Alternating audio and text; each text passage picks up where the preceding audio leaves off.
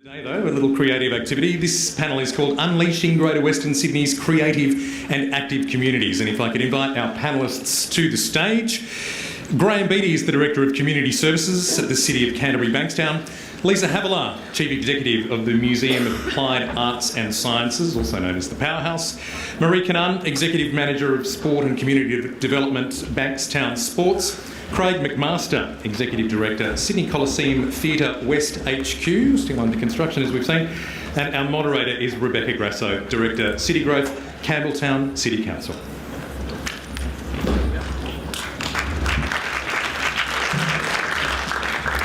I think that really was the perfect segue, not just the last session actually, but the session before, because starting with the acknowledgement to country that Lillian gave, it really was about connection to place. And the translation of that session to this session is actually around local cultural identity. So that's a pretty key theme that I think you'll hear through this. So when I was doing my regular review of all the things that are happening in Western Sydney, which I do every time I open social media, I was really excited to see that the Information and Cultural Exchange are hosting their first ever Icehouse live music event this coming weekend with some incredibly talented artists. The National Theatre of Parramatta presented Girl in the Machine, the Australian premiere of a new play. And The Red Tree, developed and premiered by the National Theatre, opens at the Sydney Opera House next week before going to the Melbourne Arts Centre. 97-year-old Uncle Wes Mann has brought along Uncle Max to gather people around the fire bucket at this year's Way Out West festival at the Powerhouse next week. Entries for the Blacktown Art Prize open, and the Fairfield Visual Arts and Photography competition closes. Bankstown Arts Centre is hosting Kerry Kenton. Penrith Regional Gallery, the Housing Question and Campbelltown Arts Centre is presenting OK Democracy, We Need to Talk. That's just a little snapshot into the rich Western Sydney offer just now, and it demonstrates that Western Sydney doesn't just have one identity, it isn't a homogeny. It's a vast and interesting place with plenty of talent and plenty to say. We know that we have very hardworking theatres, studios, galleries, museums, venues and local production companies that support the development and presentation of excellent Western Sydney content. The new Bank West Stadium has recently opened. The Coliseum at West HQ opens in December. And the new Museum of Applied Arts and Sciences in Parramatta and the redevelopment of Riverside Theatres are in full swing. But we're also very aware that both demand for and the inequality when it comes to support for Western Sydney exists, particularly in the cultural space. So the question today to the panel is, how do we leverage our existing assets, new investments and raw talent to enhance the arts, entertainment and cultural reputation of the Greater West? So I'd actually like to ask Graeme the first question, seeing as we're in his place, and that is, Canterbury Bankstown have just put front and centre the value of cultural identity with your most fabulous tagline, Where Interesting Happens. And I know that you've just drafted your new cultural plan. Can you give us a sneak peek of how some of the proposed strategies will make your brand live? Sure, but if you can call me just John Noodle Salad, and hello to the rest of the Noodle Salad family in the audience there. Oh, and I'm Ruth Stale Churros. Yes, well, as a amalgamated council just over 3 years ago, there were a lot of things that we had to do to bring two organisations together, to harmonise policies, processes, systems. And a priority of ours was indeed our brand and identity. But we didn't want to just plonk an identity on our organisation. The process, an engaging process, was just as important to us. So we kind of set about some online surveys, some focus groups, interviews, pop-up kiosks in shopping centres. We engaged with our community organisations, our cultural organisations, our sporting organisations. We engaged with people that didn't live in the Canterbury Bankstown area because we wanted to know what was important to them. And we found out that our community really valued their diversity and their unique authenticity. And if I can tag in on what Brian said earlier, and I kind of like that, and maybe our communications manager can use that as another one, there's a bit of credibility in being a Westie. That's not too bad there. That's kind of what we're going at there. And Lillian talked about maintaining cultural identity, so that was really important to us. So Canterbury, Bankstown, where interesting happens, that's where that came from. And so we had a palette to work on, and along with all those other things that we were harmonising, we've been working on a youth plan for Canterbury, Bankstown, a reconciliation action plan for Canterbury, Bankstown. Each individual council had their own, but we had to make one for our new organisation. So it's very, very draft, and in fact the councillors haven't even seen it yet, but that's the next stage of the engagement. So in terms of some key elements out of that, we had a great palette to work with. We've got 130 spoken languages. Literally, you can walk outside of this theatre, depending on which way you go, you could be in any country in the world. That's how unique it is, and so we wanted to capitalise and build on that. So we reviewed our events program. Some of you might already know or heard of some of our signature events. We've got Bankstown Bites, that's coming up soon. We've got about 10,000 people come here for our food tours, Lunar New Year, and fairly recently the Ramadan nights. We had that for a full month. On some nights there were 35,000 people that were there that we blocked off the streets for that celebration. And I think we had 300,000 people come over that month, which was pretty amazing. But I can't say too much, but we're working on a new signature event that kind of could involve fun, fire, food and a bit of fantasy, so you can't go too wrong there as long as you get the safety right. In terms of that, there's some other things that we're looking at, trying to be creative. We will review the planning controls to support a nighttime economy here. So it's holistically looking across at the people and the places, looking at activating our town centres, like pop-up retail, markets, performances. We're a smart city, so it's about using smart city technologies. We're very proud of our Bankstown Art Centre. It attracts about 35,000 people a year. Our director here, Vandana Ram, it was a vision. She's been on board since day one, about 5 years ago. And it's really important that we're looking to enhance that space, to create some gallery and some cafe, and really improve increase the programming down there, and really make that a regional facility for Western Sydney, and that's really a goal for us there. We've also been the home of the many famous people, both sporting, performing.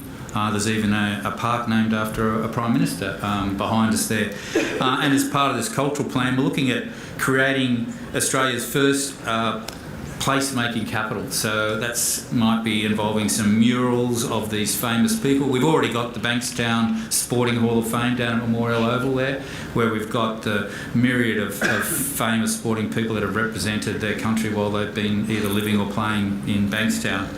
And I haven't even mentioned some of the other things that we've happened here today. You saw Brian do a little bit of a poetry slam. So we've got Poetry Slam, we've got the Bankstown Talent Advancement Program, and there are many more. So that's just a range of things that we've got in there. Plus, I suppose, finally, building on the partnerships that we've got out there in the community. And that's partnerships with urban theatre projects that are involved in the Festival of Sydney, Bankstown Youth Development Service, our sports clubs in terms of club grants, and our own cultural grants program. So that's like a bit like letting air out of the balloon, but I got there. It sounds like there's some things I might come back Lots to happening. with Graeme. Lisa, so you know Western Sydney really well, having previously been the director of Campbelltown Arts Centre and before then at Grasso Powerhouse. So with your appointment as the CEO of the Museum of Applied Arts and Sciences, you bring an understanding of what the establishment of a new museum in Parramatta and Western Sydney is like. Can you tell us, or what it really means? Can you tell us a bit about your vision, and particularly how the museum will connect with Western Sydney and amplify that local context?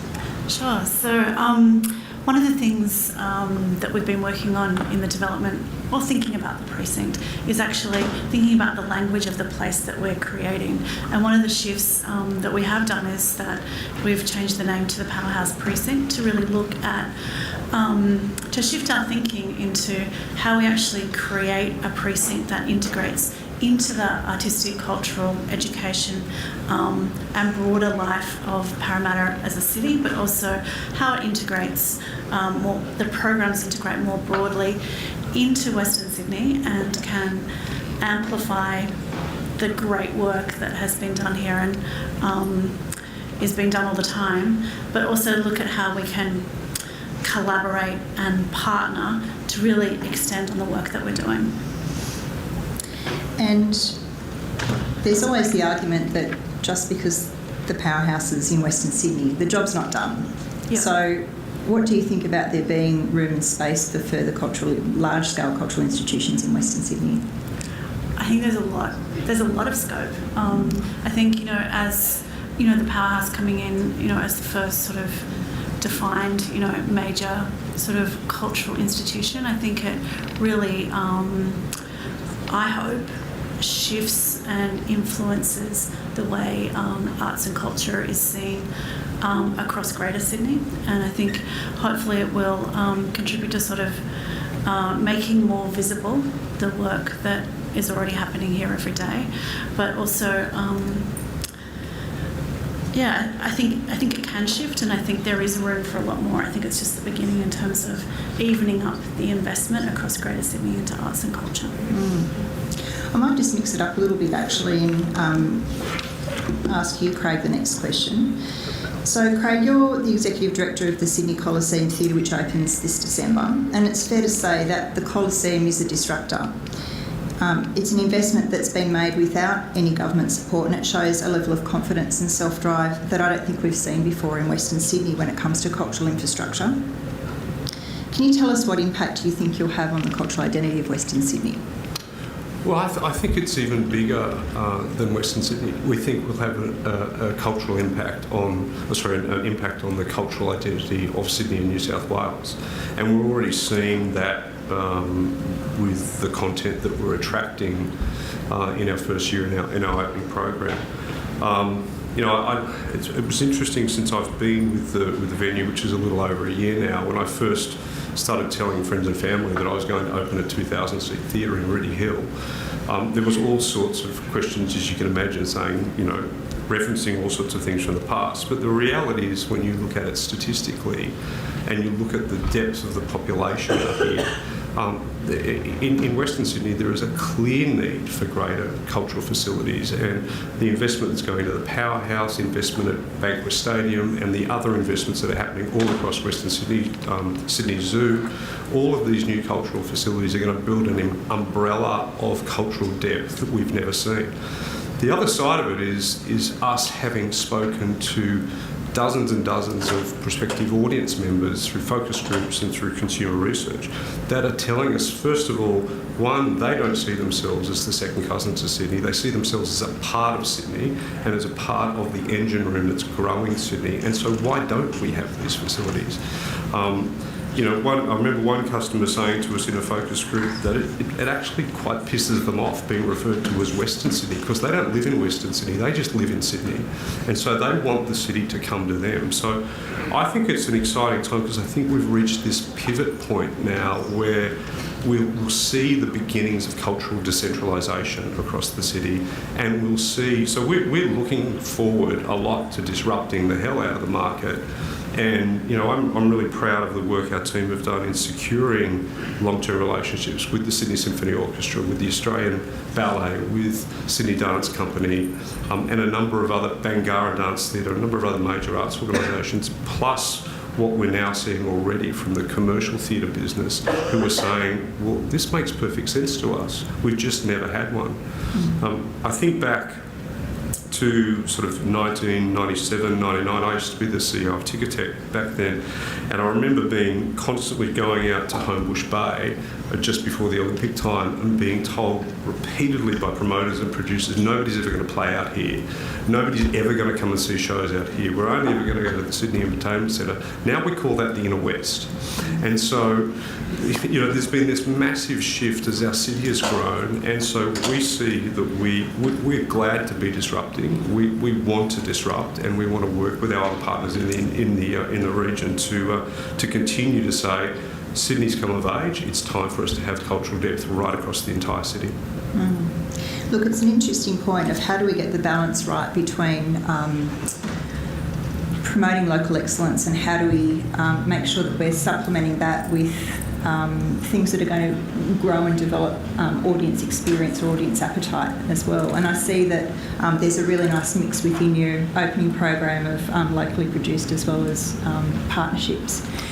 Another piece, though, is also about we have a number of fantastic creative production companies that are based in Western Sydney already. And I mentioned in my introduction about National Theatre and some of the works that they've developed and premiered are now starting to tour, which is fantastic. And I know that organisations like Urban Theatre Projects and Curious Works and so forth have been, and Information Cultural Exchange, been working in this space for a long time. Is there space in Western Sydney for production and presentation of new and further local specific content to the panel? For me, that's where the real opportunity lies, because I think it's the distinctive stories that come out of this region that have real national and international resonance and relevance. So, and I think, that is what, that is, how Western Sydney should be defining arts and culture, through those really authentic, culturally relevant stories, because not only will they build audience, but they build national profile as well. So I think it's really critical that we are telling our own stories alongside, showcasing those stories with the very best of Australian talent. Yeah. I echo those comments, and I think we're already talking with a number of those of the companies that you mentioned earlier.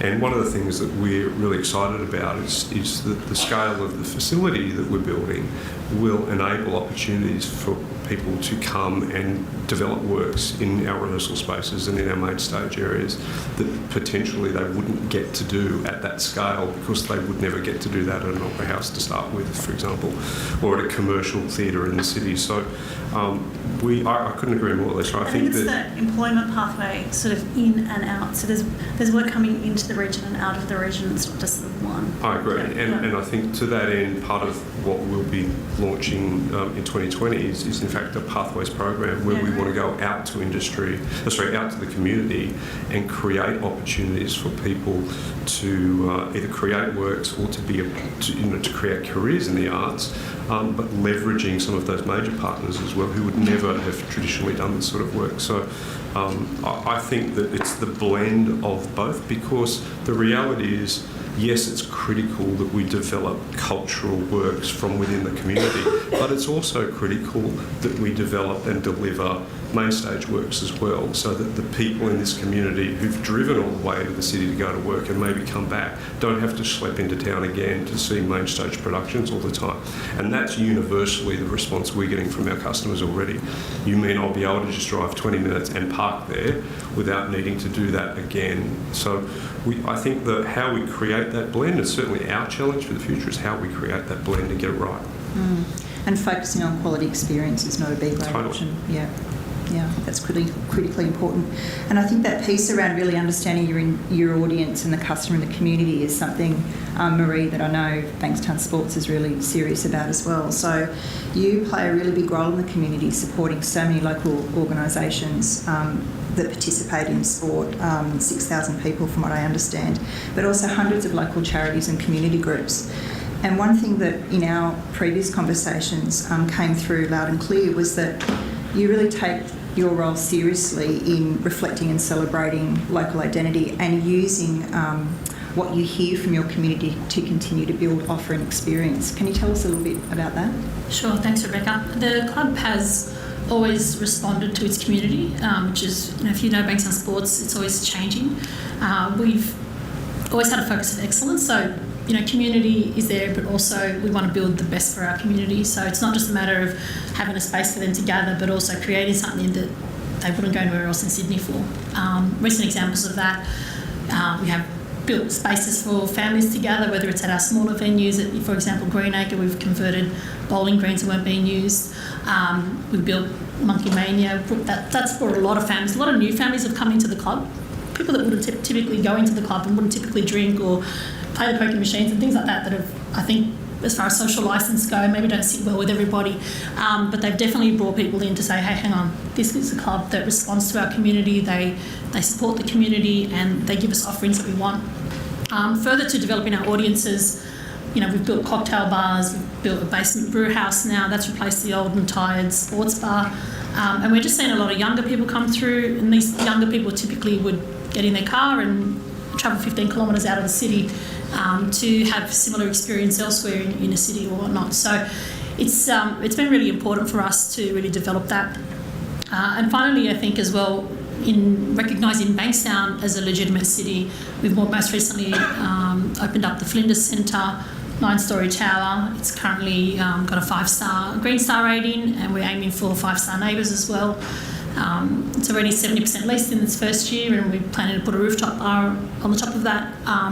But what we've seen as flow on into the club is it's actually brought corporates into the club and again, really mixed up that demographic. There's been a lot of comment around placement, and I think the beautiful thing about Bankstown Sports, and I've been there for 6 years as an employee, but I've grown up in the area. It's just an interesting mix of people that are in there all the time, and there's like a common thread and a common sense of we've all got something, in common, that's mutual. But it's a live space, and it's open 24/7, and it's always changing, and it has a different mix of people coming in at all times. Just on the way in this morning, I was talking with, very casually, Matt Stewart, who's the GM, CEO of Canterbury Bankstown Council, and we've known each other for a long time, but we were reflecting on how some of the most amazing experiences that happen in place are the ones that grow organically. So there's one thing about being able to respond to a community or an audience and assist them to develop something, but sometimes it's actually taking what you already have and really building on it. And I was just thinking that's actually a consistent theme really with all 4 of you panellists. Graeme, with some of the amazing things that have just been happening over the last couple of weeks, so Ramadan has really grown from a situation of a community celebrating, and there's been a level of, I guess, involvement from council really to assist it in being safe and reaching the next level.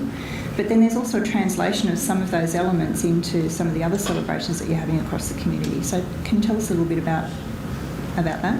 Yeah, the first one, the Ramadan nights, was bringing it back in-house with council and engaging with the major stakeholders to put a tighter event management framework around it, and safety certainly was, and food handling and all that, and that was well received by everybody. And if people are voting with their feet, they certainly went along there in great numbers and appreciated that. Similarly, with the other signature events, Lunar New Year, our Vietnamese community there, that's an amazing engagement we've got with them. Bankstown Bites is full across the board multicultural experience. Heard about NAIDOC Week. NAIDOC Week will be out in Paul Keating Park here. And in past, just depends on the dates, we've been able to incorporate NAIDOC Week as a part of a tour, one of the Bankstown Bites food tours, where we've had the Bush Tucker tour up here. So, as I said earlier in the piece too, the cultural strategic plan ties in really tightly with our youth plan and our reconciliation action plan. None of them are kind of standalone silos. There's really strong relationships there. Oh, thanks, Graeme. So to the panel, if there's one big thing that we could do to really celebrate the various cultural identities of Greater Western Sydney, what would it be?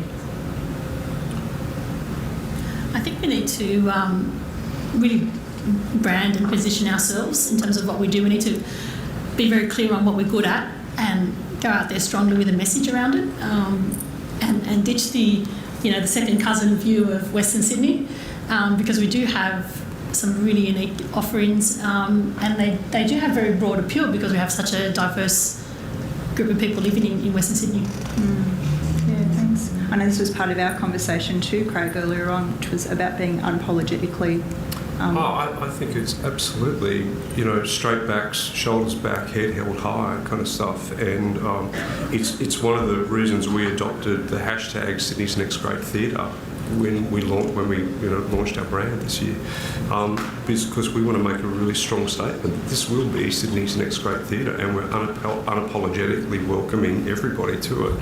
And I think the more that we can all, with whether it's the smallest piece of work that we do or the smallest venue, through the larger, more grand projects, I think the more we can approach those with pride and with a sense of this is the new Sydney, the better and more successful we're going to be overall.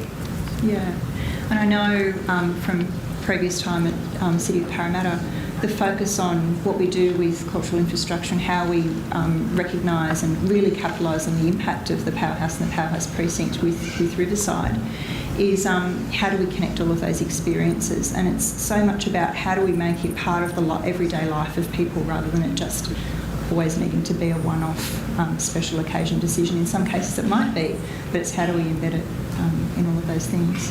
I think there's an opportunity to sort of break down, the traditional, I suppose, narratives or perspectives of what cultural institutions and places are, because they have been stuck in time. And so I think, with this new infrastructure that's been built, there'll be new ways of programming, new ways of thinking about what a museum is or what a theatre is, and who's leading those narratives and stories.